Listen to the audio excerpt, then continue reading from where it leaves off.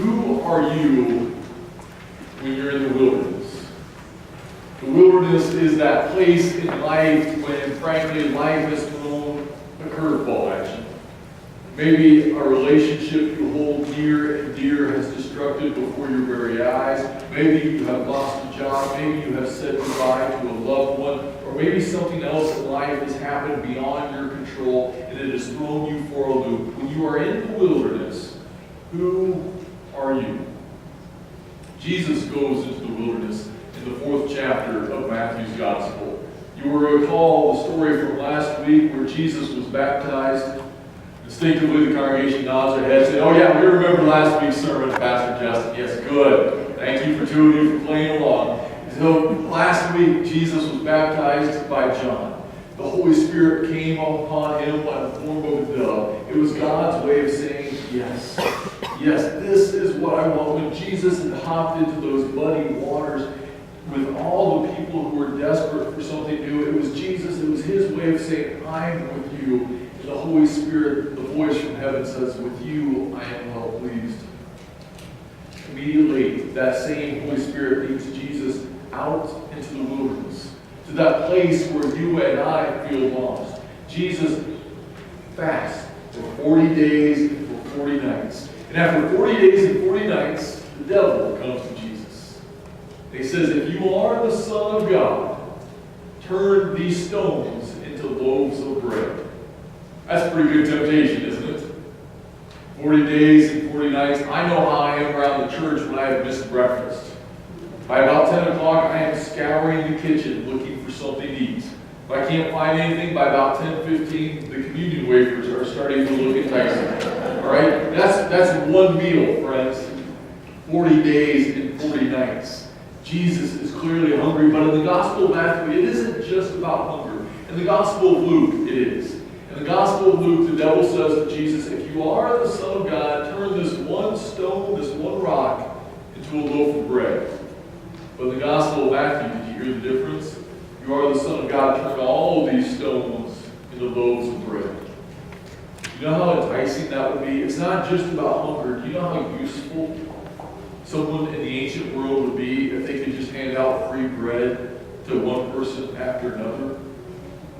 Incredibly useful. This would magnify the number of people willing to follow Jesus. I mean, there would be hundreds upon hundreds of people who would line up just to follow him around at a desperate time in society for free bread one day after another. This is the most useful thing Jesus could probably do in some respects.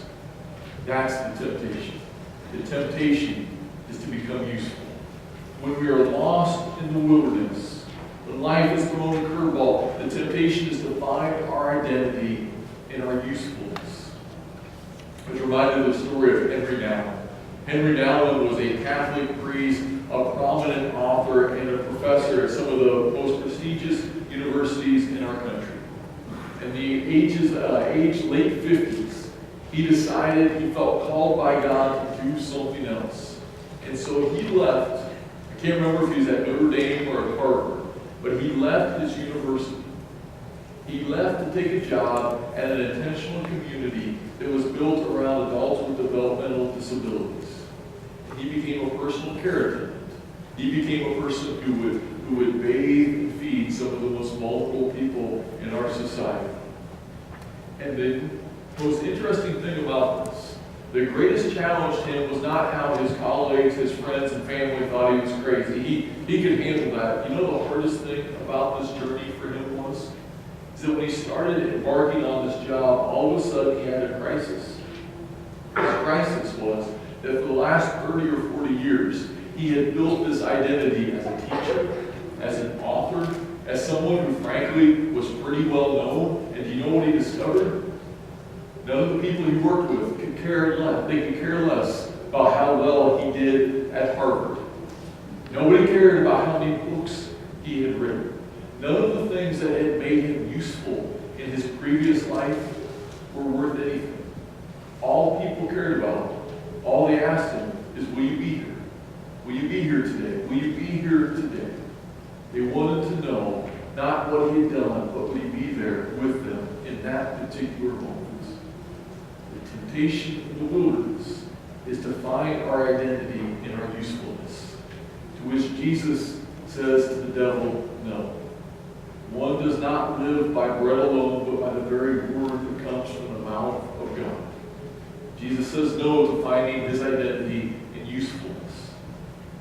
Of course, the devil's not done with Jesus just yet, right? The devil comes back. He takes Jesus to the pinnacle of the temple. And he says, if you throw yourself down from here, it's going to be okay. And then the devil quotes from the Psalms, Psalm 91. How many of you like the song Eagle's Wings? Like that? That's the devil's favorite psalm too. Yep. That's the psalm he quotes from. It's okay if you like Eagle's Wings. I like the psalm too. That's what the devil is quoting from. He says, God promised you will not dash your foot against a stone.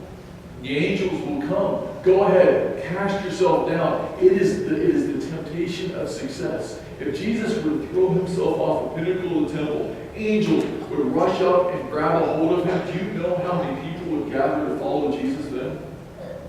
Thousands upon thousands upon thousands. There would be too many to count. Because everybody wants someone who's powerful, who is successful, right? I'm not a big fan of Tom Brady. I'm really not a fan. Even though our dog is named Brady, I'm not a fan. Someone else in the family chose the dog's name. But if Tom Brady were the quarterback of my favorite football team, and he's not, but if he were, the score were tied and there were 10 minutes left and my team had the ball, I'd be feeling pretty good about my chances, right? Why? Because whether I like him or not, he wins over and over again, and we like success, which is why it is so tempting that when we are lost, when we are going through some sort of crisis, we've lost our identity, we're trying to figure out who we are, why it's so tempting to point back to say, oh, this is what I've done, this is what people have clapped for, this is where people have been impressed, to find our identity in our success. I told you about Clarence Jordan before, but you've never heard this story. Just a reminder, Clarence Jordan was the founder of Koinonia Farms. In the Deep South in the 1940s, he started this farm for really the most impoverished people around. It was a collective farm. You had poor white people and poor African Americans who were coming together, and they were farming, living together in intentional community. You can imagine the 1940s, Deep South, segregation. You can imagine how well this was received.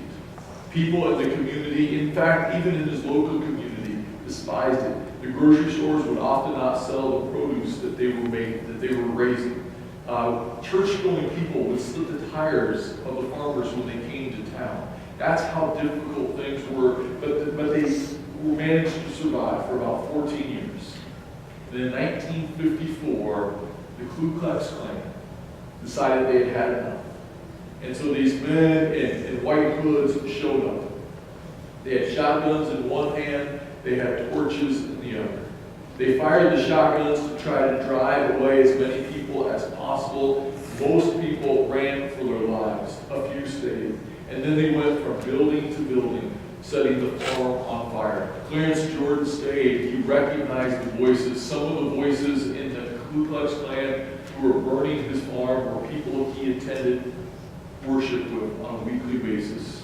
One voice he recognized, a man from his church, was the local reporter from the local newspaper.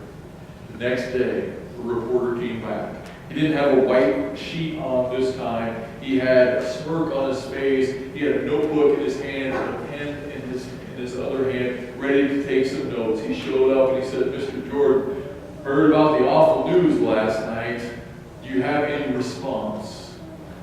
The farm, while still smoldering, Clarence Jordan had hope. He was just holding the same ground he'd been working for the last 14 years.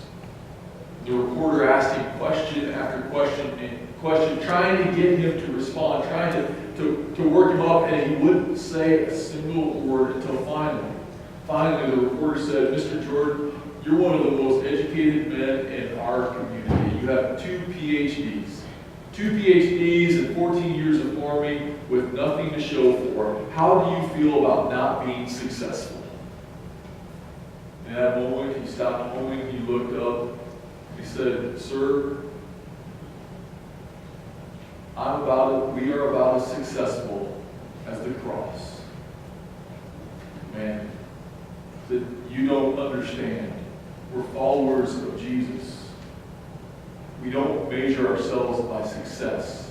We measure ourselves by faithfulness. And that's why we're not leaving.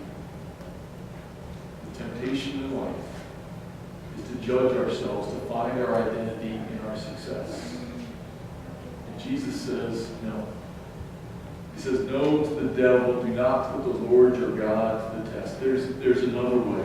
So finally, the devil takes Jesus, and in the Gospel of Matthew, this is the greatest temptation. The highest mountain in the world, to show him all the kingdoms of this world.